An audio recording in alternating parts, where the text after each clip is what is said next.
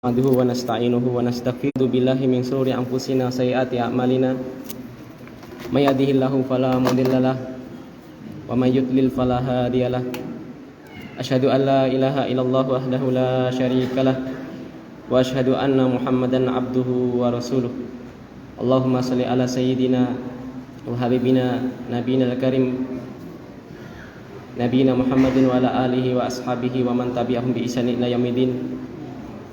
Qala Allah tabaraka wa ta'ala fil Qur'anil Karim ya ayyuhalladzina amanu taqullaha haqqa tuqatih wa la tamutunna illa wa antum muslimun ya ayyuhan nasu taqu rabbakumul ladzi khalaqakum min nafsin wahidah wa khalaqa minha zawjaha wa bassa minhuma rijalan katsiran wa nisaa'a wa taqullaha alladzi tasaaluna bihi wal arham innallaha kana 'alaikum raqiba ya ayyuhalladzina amanu taqullaha wa qulu qawlan sadida yuslih lakum a'malakum wa yaghfir lakum dhunubakum wa man yuti'illaha wa rasulahu faqad faza fawzan 'azima amma ba'du fa inna asdaqal hadisi kalamullahi azza wa jalla wa khairul huda huda Muhammadin sallallahu alaihi wasallam wa syarrul umuri muhdatsatuha fa inna kulla muhdatsatin bid'ah wa kulla bid'atin dhalalah wa kulla dhalalatin finnar.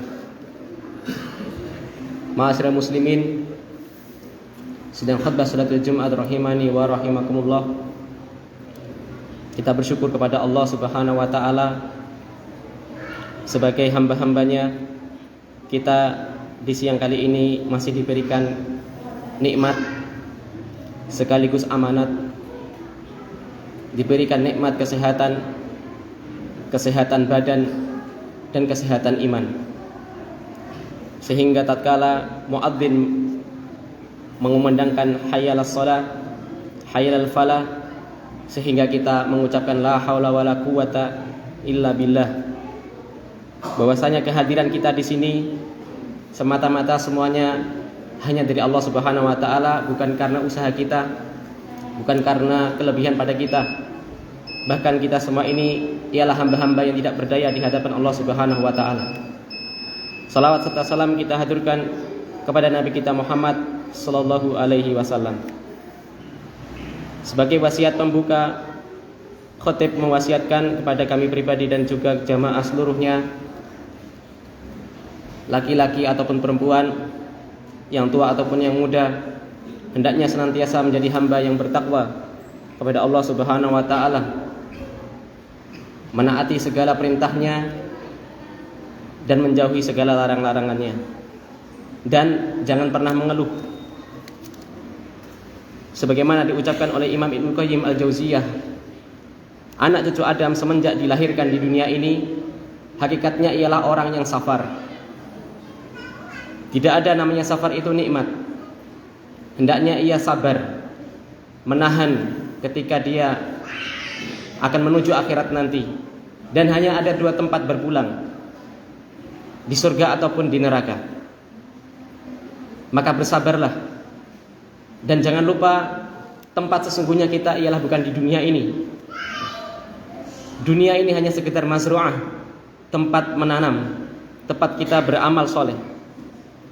Rumah kita yang sesungguhnya ialah rumah di mana ayah kita, Nabi Adam alaihissalam, pertama kali diciptakan, ditempatkan di surga.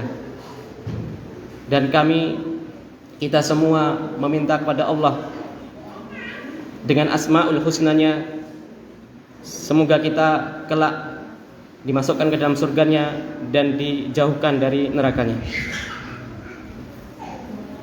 Jamaah rahimani wa rahimakumullah jami'an. Dalam kitab Al-Fawaid, Muhammad bin Abi Bakar Ibnu Qayyim Al-Jauziyah rahimahullahu ta'ala menyebutkan suatu bab, menyebutkan suatu faedah madakhilus syaitan, yakni tempat-tempat yang dimana setan bisa masuk menguasai manusia. Ini penting, karena setan ialah musuh terbesar bagi kita. Tatkala mereka kufur terhadap Allah Subhanahu wa ta'ala, akan tetapi dengan menyebutkan ilahiyah Rabbi, bersumpah, ya, akan menyesatkan anak cucu Adam. Bagaimana caranya anak cucu Adam ini diajak nanti ke neraka. Dan dia bersumpah meminta untuk ditangguhkan, yakni iblis, agar nanti tidak dimatikan kecuali sudah hari kiamat. Maka anak iblis atau iblis ini beranak pinak, jin-jin, ya. Mereka, ya, berusaha untuk mencoba menggoda anak cucu Adam dari arah depan, belakang, kanan, kiri, dari arah bawah. Piye carane ben anak cucu Adam itu bisa masuk ke dalam neraka. Akan tetapi tidak disebutkan dia tidak mencoba dari arah atas. Para ulama menyebutkan karena arah atas merupakan arah rahmat Allah Subhanahu wa taala. Maka senantiasa mari kita meminta kepada Allah Subhanahu wa taala yang berada di atas segala makhluknya agar kita diberikan kekuatan untuk melawan makar-makar syaitan. Kata Imam Ibnu Qayyim, ada 3 tempat setan masuk ke dalam tubuh manusia, baik disadari atau tidak disadari, yang akan mencoba menguasai kita. Yang pertama ialah melalui jalan al-israf, jalan berlebihan, sesuatu yang berlebihan. Yang kedua ialah pintu al-ghaflah, dibuat manusia itu lalai dari mengingat Allah, mengingat Rabbnya. Dan yang ketiga ialah pintu takalluf ma la ya'nihi minal jami'il asya. Seseorang akan diceburkan kepada perkara-perkara yang tidak ada manfaatnya sama sekali, pada perkara apapun itu jenisnya. Ma'asyiral muslimin, sidang khutbah salatul Jumat rahimani wa rahimakumullah. Pintu yang pertama, seseorang akan dibuat berlebihan dalam segala perkara. Allah Ta'ala mengatakan, wa kulu washrabu wa la tusrifu. Silahkan kalian makan, silahkan kalian minum, akan tetapi wa la tusrifu, jangan berlebihan. Berlebihan makna yang pertama ialah cukupkan dengan yang halal. Maka doa Rasulullah apa? Ya Allah, cukupkan kami dari yang halal dan hindarkan kami dari perkara yang haram. Ini doa Nabi. Cukup dengan yang halal saja. Berapapun kuantitasnya, jumlahnya, kalau itu halal, keberkahan. Makna tidak berlebihan yang kedua ialah mencukupkan pada perkara yang sudah mencukupi kita. Kalau seseorang itu sudah cukup makan dengan katakanlah setengah piring, ya sudah, jangan ditambah. Nabi Muhammad SAW berpesan, ma mala'a adamiyun wi'aan syarran min batanin. Tidaklah anak cucu Adam itu mengisi suatu wadah yang lebih buruk dibandingkan wadah yang ada pada perutnya. Jadi hukum asal seseorang mengisi tempat itu boleh-boleh saja. Akan tetapi ada suatu tempat yang kalau diisi selalu penuh, seringnya penuh, ini sesuatu yang paling buruk, yakni perut. Maka di dalam lanjutan hadisnya itu apa? Hendaknya anak cucu Adam itu memakan sekedar supaya tegak tulang rusuknya saja, tulang sulbinya, tulang belakangnya. Cukup dia bisa menegakkan badannya untuk beribadah kepada Allah Subhanahu wa taala. Kalau laki-laki wis kuat nggo macul, nggo kuat nggo nyambut gawe untuk menafkahi anak istrinya. Para ulama juga menyebutkan, ya, sumber dari penyakit badan itu ialah karena orang itu sering kenyang kalau makan. Maka kata Nabi, kalau terpaksa seseorang itu pengen mangane luwih akeh, perhatikan 3 tempat. Yang pertama, dia mengisi untuk 1/3 untuk makanan, 1/3 untuk minuman, dan 1/3 untuk udara. Ya kalau kita mengikuti resep Nabi ini, insya Allah ya biidznillah akan sehat tubuh kita. Akan tetapi para ulama menyebutkan kalau orang itu terlalu sering kenyang, ini akan banyak mudarat secara kesehatan atau secara ibadahnya. Karena seseorang yang sering warken akan lebih malas ketika membaca Quran, malas untuk sholat jamaah di masjid, dan biasanya sering dikuasai syahwat. Makanya salah satu faedah seseorang berpuasa ialah dia bisa menekan syahwatnya ketika puasa.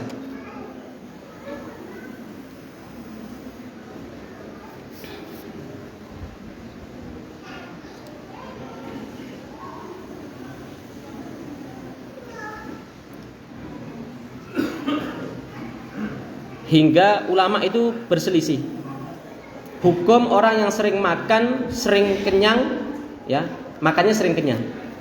Itu ada dua pendapat. Yang pertama haram, yang kedua makruh. Dan yang lebih tepat ialah makruh. Meski demikian, kita harus tadi mengingat nasihat Imam Ibnu Qayyim, ya, jangan terlalu berlebihan pada perkara apapun. Saya kasih contoh makan di sini supaya untuk memudahkan contoh saja. Nanti perkara yang lain banyak, ya. Jadi sesuatu itu jangan berlebihan.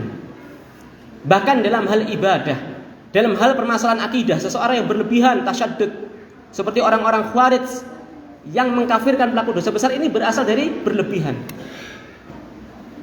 Lalu pintu yang kedua ialah jamaah rahimani wa rahimakumullah, yakni pintu lalai. Seseorang dibuat lalai. Maka kata Nabi, permisalan seseorang yang berzikir dan seseorang yang tidak berzikir itu seperti layaknya orang yang hidup dengan mayat. Ada orang hidup tapi nggak pernah sholat. Ya karena saya contohkan sholat, karena sholat itu termasuk bagian dari zikir. Bahkan zikir yang wajib sehari 5 kali seseorang itu ialah sholat. Dikatakan hidup apabila seseorang itu yang mengingat Allah, sholat. Adapun orang yang nggak pernah sholat, ini dikatakan mayit. Jadi ini namanya melaku urip, mayat hidup gitu aja. Maka mari jamaah rahimani rahimakumullah, jangan menyepelekan perkara sholat. Aku rong siap, aku rong apik. Allah memerintahkan sholat tidak hanya untuk orang apik, tapi semua orang. Bahkan dengan sholat insya Allah akan memperbaiki keadaan kita. Tatonan dok, gak masalah tatonan. Masih suka mencuri, gak masalah, ya. Bukan artinya silahkan mencuri, bukan ya. Maksudnya kalau dia profesinya masih perkara yang haram, penting sholat sih. Inna sholata tanha anil fahsya'i wal munkar. Karena sesungguhnya sholat itu apa? Akan mencegah dari perkara yang keji dan mungkar, akan memperbaiki keadaan seseorang. Dalam hadis Haris al-Ash'ari dalam Rawi Tirmidzi, riwayat Tirmidzi disebutkan Nabi Zakaria alaihissalam mewasiatkan kepada Bani Israel pada 5 perkara. Salah satunya ialah memerintahkan kepada Bani Israel untuk senantiasa zikir kepada Allah Subhanahu wa taala. Apa faedahnya? Beliau menggambarkan seseorang yang selalu zikir itu seperti seseorang yang dikejar-kejar musuh. Dikejar musuh sampai dia nanti lihat suatu benteng. Ya benteng ya ini prajurit ya lengkap lah. Maka dia masuk ke dalam benteng itu dan terbebas dari kejaran musuhnya. Seperti itulah seseorang yang berzikir, sehingga bisa dilindungi dari perangkap-perangkap syaitan. Jangan digambarkan perangkap syaitan itu terus bengi-bengi jangan ditekoni pocongan apa tuyul, bukan. Itu terlalu banyak nonton film. Saat jenengan melalaikan perkara-perkara wajib, meremehkan perkara sunnah, yaitu namanya jerat-jerat syaitan. Ya. Jenengan tabiatnya sudah lemah, karena manusia itu lemah. Ya kecuali yang meminta pertolongan untuk dikuatkan kepada Allah.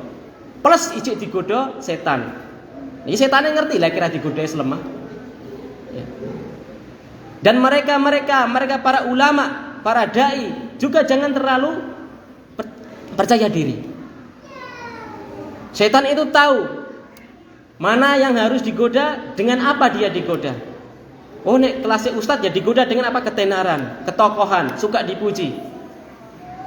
Akan diuji keikhlasannya. Semakin berat ujiannya. Maka kata Nabi apa? Manusia yang paling berat cobaannya di dunia ini ialah al-anbiya summa amsal fa amsal.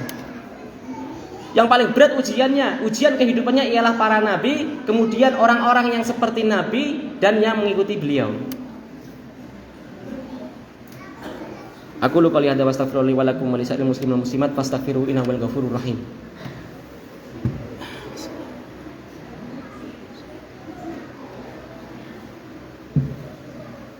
Alhamdulillah wassalatu wassalamu ala Rasulillah. Ittaqullah faqad faza al muttaqun. Jamaah rahimani wa rahmakumullah. Perkara yang ketiga yang setan bisa masuk menguasai manusia ialah seseorang menceburkan dirinya pada perkara-perkara yang tidak bermanfaat dunia wal akhirat. Maka cukup pesan Nabi sallallahu alaihi wasallam, min husni islamil mar'i tarkunu ma la ya'ni. Termasuk tanda baik tidaknya seseorang yang muslim ialah ketika ia mampu meninggalkan pada perkara-perkara yang tidak bermanfaat meskipun mubah.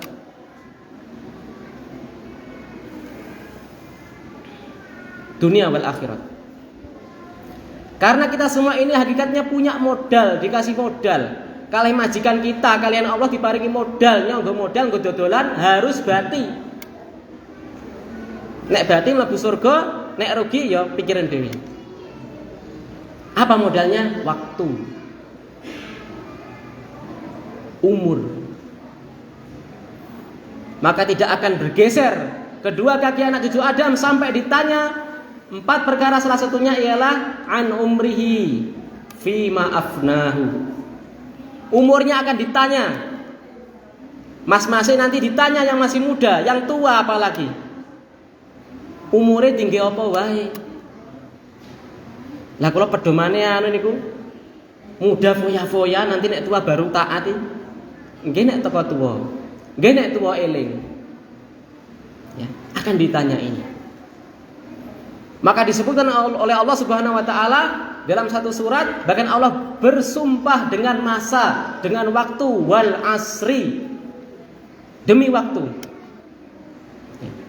Seluruh manusia, laki-laki, perempuan, tua, muda, Cina, Jawa, Arab, kuwi rugi semuanya. Rugi diawali dengan masa, waktu, umur. Kecuali 4 orang. Maka umurnya digunakan untuk apa? Beriman. Ilal ladzina amanu, mereka yang beriman. Wa amilus solihat, dan beramal soleh. Wa tawassaw bil haqqi wa tawassaw bis sabr, dakwah, ngajak kebencian. Mas monggo salat, mas monggo poso, mas enggak boleh ini, enggak boleh dilarang ini. Dan yang terakhir ialah wasiat untuk sabar. Karena orang yang beriman, beramal, dakwah ujiannya berat. Jangankan dakwah, lagi tobat ngono sok suci. Wah, ustaz anyar. Wah, mas wong hijrah. Ini kita harus kuat mental. Okay? Dan ingatlah, semua cercaan manusia itu tidak berlaku di hadapan kita. Jeng ben mlebu surga niku dhewe-dhewe, ora mergo omongane wong liya. Ora mergo dilokne wong liya. Ya. Kita semua perbaiki diri kita. Semua bapak-bapak di sini punya tanggung jawab. Bagaimana mendidik anak, bagaimana mendidik istri supaya menyembah Allah Subhanahu wa taala saja, jangan syirik dan beribadah kepada Allah Subhanahu wa taala dengan ibadah yang dituntunkan oleh Rasulina Muhammadin sallallahu alaihi wasallam. Berat bapak-bapak nanti. Akan ditanya bagaimana dia memimpin ketika di dunia. Hu anfusakum wa ahlikum naro, jaga diri-diri kalian plus ada plusnya. Anak istri kalian dari neraka. Demikian yang bisa saya sampaikan, semoga bermanfaat. 3 perkara tadi, berlebihan lalu kemudian perkara-perkara yang tidak manfaat, ya. Kemudian lalai dari zikir ini harus kita perhatikan. Ya, harus diperhatikan. Maka sederhana dalam segala sesuatu, iktisad al-wasatiyah, ya. Lalu senantiasa berzikir, kemudian monggo waktu ini kita manfaatkan sebaik-baiknya. Innallaha wa malaikatahu yusholluna 'alan nabi